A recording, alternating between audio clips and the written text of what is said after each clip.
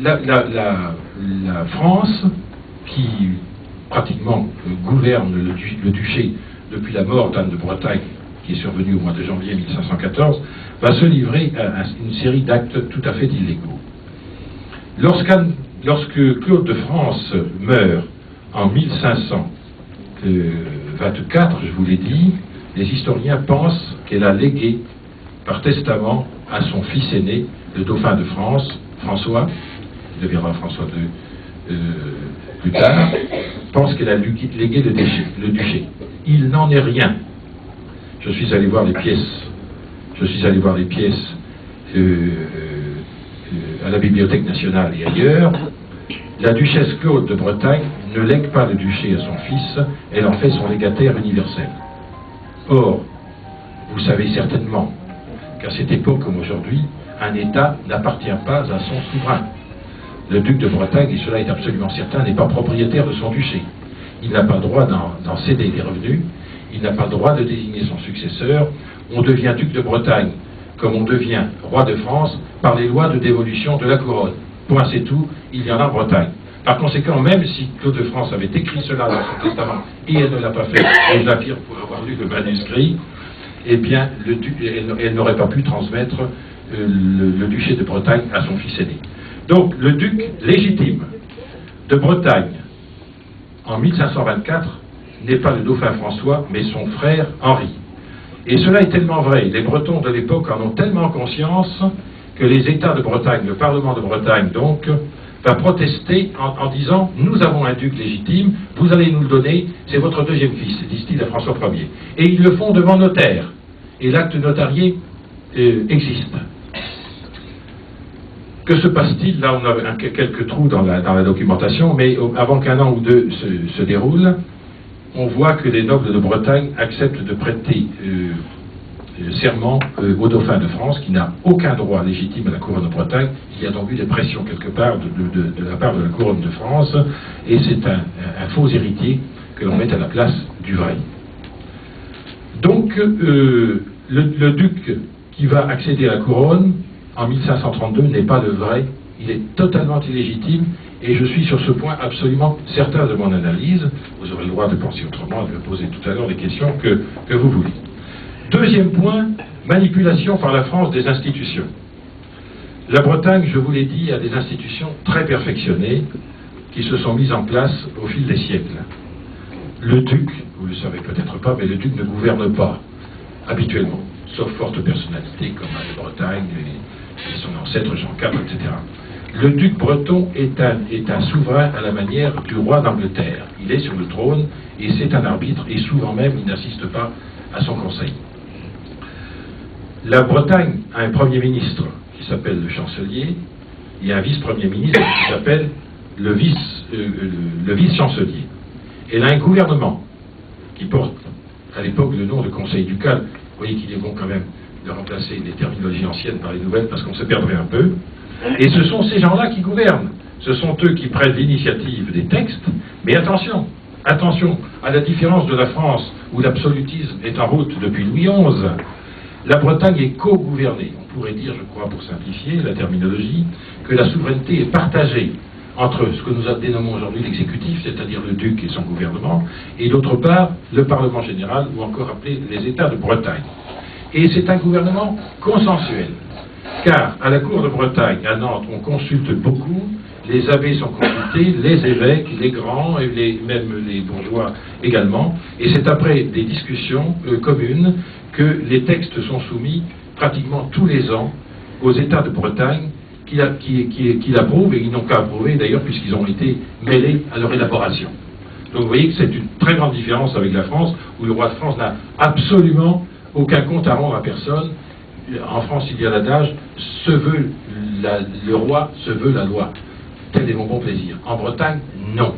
Et Dieu sait si les Bretons ont du caractère et s'ils ne se laissent pas faire. Et nous avons encore quelques traces de discussion aux États de Bretagne, et on sait en effet que les députés, eh bien, ça n'est pas une chambre d'enregistrement à l'époque. Et aujourd'hui, non plus, j'espère. Bien, alors voilà donc manipulation sur les institutions. Le chancelier Philippe de Montauban, mis en place par Anne de Bretagne, meurt en 1514. Que fait la France? qui dispose de toute la force, elle abolit la chancellerie de Bretagne, ou plus exactement, elle l'a réunie. Elle l'a réunie en une seule personne, le Premier ministre de France, qui est le chancelier, le cardinal Duprat. C'est exactement comme si en 1940, n'est-ce pas, on avait dit, vous n'aurez plus de Premier ministre en France, et bien maintenant ce sera le chancelier Hitler. Nous compactons ensemble les deux postes, c'est pas la peine qu'il y en ait deux, on dépense de l'argent pour deux personnes, une seule suffira. C'est d'ailleurs le motif qui est invoqué. Il n'y a habituellement pas, dans le royaume de France, disent-ils, deux chanceliers, et bien un seul suffira. Alors, on nomme un vice-chancelier qui est un Tourangeau, qui n'est pas un Breton, et qui s'appelle Brissonnet. Moi, je dis que, et je prends la responsabilité de ma terminologie, le vice-chancelier est une créature du roi de France et de son chancelier, le cardinal Duprat. Il s'agit là, en fait, d'une sorte de collateur. Il s'agit d'un gouverneur qui est un espion du gouvernement français, qui est une courroie, disent les historiens actuels, car ils commencent enfin à se débrider, qui disent que c'est une courroie de transmission et un exécutant du pouvoir français. Le gouvernement, le Conseil ducal, est dépouillé, ça avait commencé déjà sous Charles VIII, de ses prérogatives. Jusqu'alors, jusqu'à Anne de Bretagne, jusqu'au mariage de Bretagne, le gouvernement gouvernait effectivement. Eh bien, petit à petit, on dépouille de toutes ses compétences et il ne devient plus qu'un tribunal qui statue sur les bénéfices des abbayes, les fonctions d'évêque, etc. Et quant aux États de Bretagne aussi, qui était un organisme extrêmement actif, qui intervenait d'une manière effective dans le pouvoir législatif, eh bien, petit à petit, il est dépouillé de ses prérogatives, elles sont reniées de toutes parts, même si les États de Bretagne conserveront jusqu'à 1789 la possibilité de voter les impôts. Alors, autre chose sur laquelle je vais aller vite, puisque vous avez vu, le reste va suivre, avant d'arriver à la conclusion sur ce deuxième point. Une thèse de Dominique Lepage est parue il y a 5 ou 6 ans, c'est un ouvrage assez remarquable. Bon, c'est un travail d'historien, il n'a pas su en tirer les conséquences juridiques, mais son travail est tout à fait précieux. Ça rejoint tout à fait, mais je n'ai pas poussé mes recherches sur ce point si loin que lui, mais j'ai arrivé à les mêmes conclusions. La France va investir tous les leviers de commande dans toutes les directions. La justice, on va mettre dans les postes principaux des Français en place. Les finances et les impôts. Les finances bretonnes, 500 000 livres à l'époque, ce qui est un budget considérable en Europe, vont prendre la direction de la Cour de France. Par exemple, en 1523, sur 500 000 livres de budget breton, 50% sont affectés aux dépenses militaires françaises. Tous les principaux des finances bretonnes sont remplacés par petit à petit par des Français. L'armée est appelée, vous savez, aux opérations d'Italie. Il n'y a donc plus d'armée en Bretagne. Petit à petit, l'armée bretonne est supprimée. La noblesse est subjuguée, car que pourrait-elle faire? On lui donne la possibilité d'aller servir ailleurs, et on lui donne des pensions.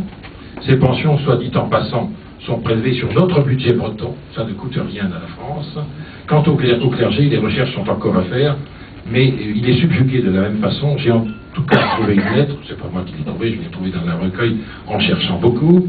En 1531, un an avant le prétendu traité, donc l'évêché de Nantes est vacant. Vous savez qu'en Bretagne, les évêques sont élus par les chapitres, et François Ier écrit au chapitre, on a sa lettre, vous allez élire, vous allez voter pour mon candidat, monsieur Untel, et qu'il n'y ait faute.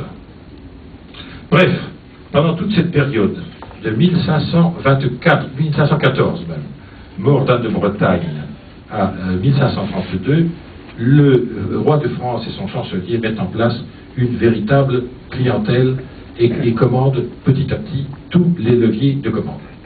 Donc en 1532, la Bretagne se trouve dans la situation suivante. L'année du prétendu traité. Il n'y a plus d'armée.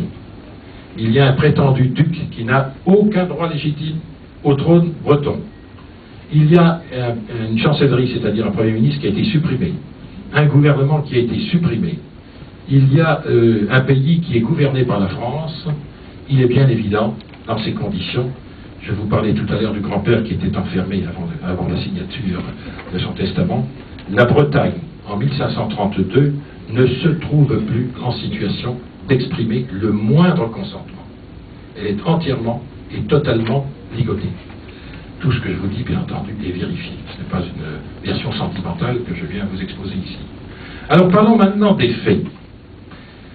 Là aussi, malheureusement, les archives ont été supprimées. C'est d'usage d'ailleurs à l'époque, et je crois que c'est encore d'usage à l'heure actuelle. Si vous faites un procès contre l'État, vous verrez, et j'en sais quelque chose, j'ai été membre du Cour de justice notamment, vous verrez que certaines pièces disparaissent d'une manière opportune pour certains plaideurs. Donc nous sommes obligés de tourner autour des événements pour essayer de les analyser. François Ier arrive en Bretagne en mai 1532. Le traité, je vous le rappelle, est au mois d'août 1532. Il séjourne chez le gouverneur qui a été nommé à cette fin, François de Laval-Chateaubriand. François de Laval-Chateaubriand est un franco-breton, il est premier baron de Bretagne, mais il est cousin germain du roi. Ce n'est pas par hasard qu'on l'a nommé là. Et on peut suivre d'une façon précise les déplacements de François Ier qui se rapprochent petit à petit du château de Sussigno où il va séjourner, et jour après jour on peut voir par des actes démonstratifs ce qu'il fait. François Ier arrive à Sussigno, je crois, le 1er août 1532. Sussigno, je crois, est à 20 km d'ici. Oui, là, aucun historien ne s'est trompé. C'est pour rendre ses arguments beaucoup plus convaincants. Il faut vous dire que François Ier se déplace constamment, et on le sait par des sources diverses, notamment les ambassadeurs italiens qui le suivent en permanence. Il est toujours accompagné de 10 000 à 14 000 personnes. Vous imaginez le refus que ça fait dans la région d'avoir ce petit village de 3 000 habitants qui est Vannes à l'époque, des milliers de chevaux, un luxe ébouriffant. Le gouvernement et la cour suivent François Ier, le chancelier de France est là, le conseil, les secrétaires, le trésorier, tout l'appareil d'État français est autour, les ambassadeurs étrangers qui suivent toujours le roi de France, et les soldats, bien entendu. On n'a pas le chiffre exact des troupes qui ont été amenées autour de Vannes, mais il y en a certainement 2000, puisque la garde habituelle, dans les circonstances ordinaires, de François Ier est de 1000 à 1200 personnes. Donc il a certainement renforcé sa garde. Alors en face, donc, avons-nous une ville qui est apeurée, je vous dis 3000 habitants, un quasi-village, l'absence totale d'armée bretonne et des députés qui sont, croit-on, une centaine à peu près, habituellement ils sont 150, et qui certainement sont terrorisés, on le serait à leur place. Je demande ce qui va leur arriver. Alors, vous savez qu'on a beaucoup parlé de corruption. C'est Argentré, notre grand juriste de la fin du XVIe siècle, qui a jeté une véritable bombe, un pavé, dans la mare, enfin ce n'était rien à côté de ce que je vous dis, et qui dit, en 1583, les États de Bretagne lui ayant commandé une histoire de Bretagne, qui dit qu'il a su par son père, qui était alors sénéchal de Rennes, c'est-à-dire grosso modo président du tribunal de grande instance de Rennes, et qui a été associé à toutes les pourparlers qui ont précédé ce prétendu traité de 1532, il dit qu'il y a eu des conciliabules entre le cardinal Duprat, chancelier de France, premier ministre de France donc, et le président du Parlement, la juridiction donc suprême de Bretagne, cette fois le président des déserts, qui s'est mis du côté des plus forts, c'est un vieux mécanisme qui existait de tout temps, et que c'est le président des déserts qui a suggéré au cardinal Duprat qu'il faut acheter tel et tel et tel. Et ajoute-t-il, il n'est pas nécessaire d'en acheter beaucoup, il suffira que vous achetiez les principaux, et le roi a certainement le moyen de faire ses gratifications. Alors, c'est resté cette affirmation de D'Argentré a fait un vacarme épouvantable à la fin du XVIe siècle. On l'a reçu dans les pays étrangers, on trouve des écrits là-dessus en Espagne et en Angleterre, car il est clair, pour les juristes de l'époque, que si les principaux du duché ont été achetés, au moment de comme je vous le disais tout à l'heure, comme quoi toutes ces notions juridiques sont vraiment indispensables, si les principaux du duché ont été corrompus, il y a eu corruption, il n'y a donc pas il y a dol, il y a corruption, il n'y a donc pas de traité. Alors, évidemment, le principe de pot de vin, c'est qu'on ne se met pas à l'entrée d'une assemblée en donnant 1000 à l'un, 2000 à l'autre, donc on n'a pas de trace directe. Mais par contre, il est extrêmement intéressant de voir ce qui arrive aux principaux du duché pendant cette période disons, un an ou deux qui précède le prétendu traité. Le comte de Laval-Chateaubriand, je vous l'ai dit, a été nommé à cette fin gouverneur de Bretagne en 1531, un an avant donc l'arrivée de François Ier en Bretagne. Alors qu'obtient-il pour ses fonctions de gouverneur 6 000 livres et 12 000 livres de pension du roi de France, plus 1 000 livres pour la capitainerie de Brest qui lui est attribuée. Ces chiffres ne vous diraient rien, mais vous allez comprendre par un élément de comparaison. Une fille de France, lorsqu'elle se marie, la fille d'un roi de France, a comme dot 100 000 livres. C'est-à-dire le comte de Laval de Chateaubriand, en 5 ans, a ramassé dans sa poche l'équivalent d'une dot de fille de France. C'est pas mal, tout de même. À Vaugour, nous en parlions un instant. François II, père d'Anne de Bretagne, avait eu un fils, François d'Avaugour, qui s'était très mal comporté à son égard, d'ailleurs, durant les dernières guerres brito-françaises. Eh bien, celui-ci, Avaugour, qui est un descendant, peut-être, de fils, de petit-fils, l'arrière-petit-fils de François II, nous n'avons pas pu élucider dans notre conversation tout à l'heure le degré de parenté exact, il reçoit le 23 juillet 1532, c'est-à-dire 12 jours avant le prétendu traité, on lui fait un don superbe, on lui donne la seigneurie de Hédé. Pas mal, étonnant comme coïncidence. La seigneurie de Fougères, ce fut une seigneurie achetée en 1428 par les ducs de Bretagne et intégrée au duché de Bretagne, est donnée à celui qui va présider la réunion des États à Vannes le 4 août. La seigneurie de Fougères est donnée au seigneur René de Montejean le 5 août 1532, le lendemain du traité. Pas mal non plus comme coïncidence. La famille de Brosse-Pintière, ce serait long à exposer, mais la famille de Brosse-Pintière reçoit le Conseil de France, lui restitue le comté de Pintière en 1530, c'est-à-dire 2 ans avant les faits. Françoise de Chateaubriand, la femme du sire dont je viens de vous parler, gouverneur de Bretagne, reçoit, elle, le domaine de Ruisse, à côté d'ici, qui est un domaine hautement symbolique, puisque le château, vous savez, la résidence des ducs d'été de Bretagne est à côté, etc. Je passe sur la liste.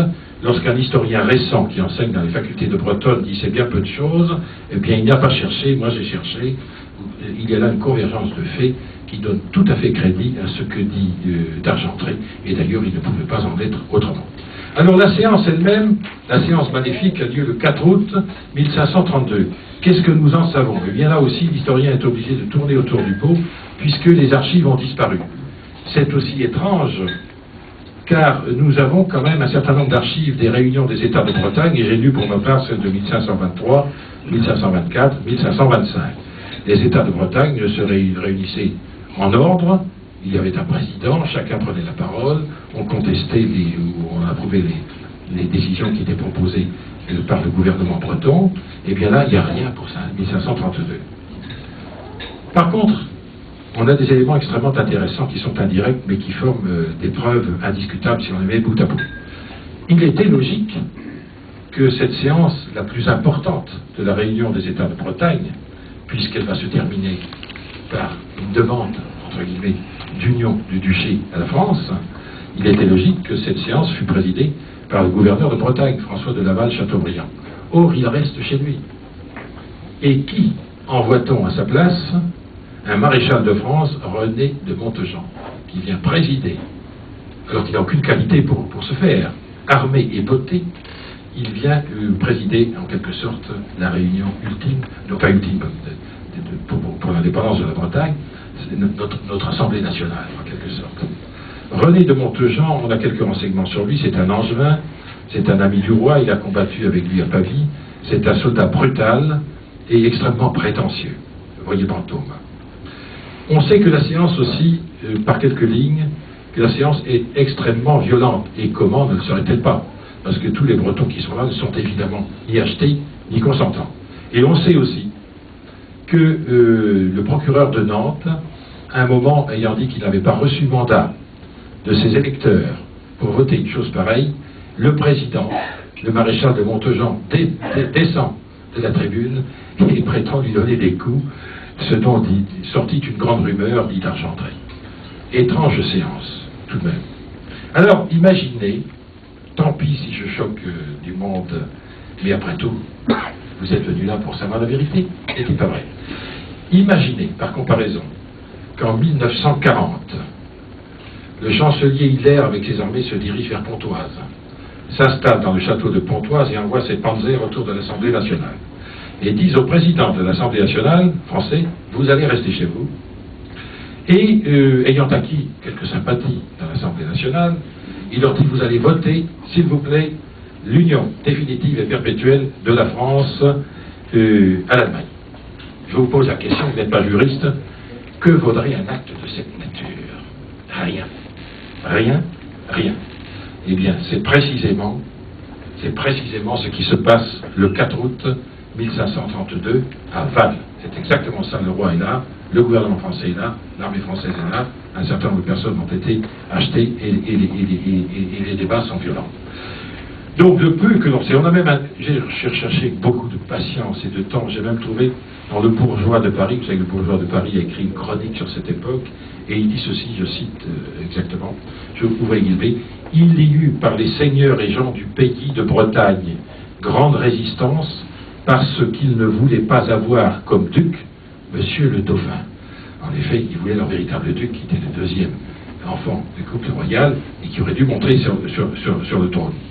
Donc nous avons quand même une série de présomptions, une série de présomptions qui sont absolument concordantes et qui vont d'ailleurs dans le sens de l'histoire de la Bretagne, car il faut savoir, et certains d'entre vous le savent, que dès que la Bretagne a existé en tant que telle, c'est-à-dire au VIe siècle, du VIe siècle au XVe siècle, ça a été un conflit permanent, des contentieux avec la France, des guerres, où les Bretons ont témoigné d'une détermination jamais démentie de rester ce qu'ils sont et de ne se laisser jamais envahir par personne.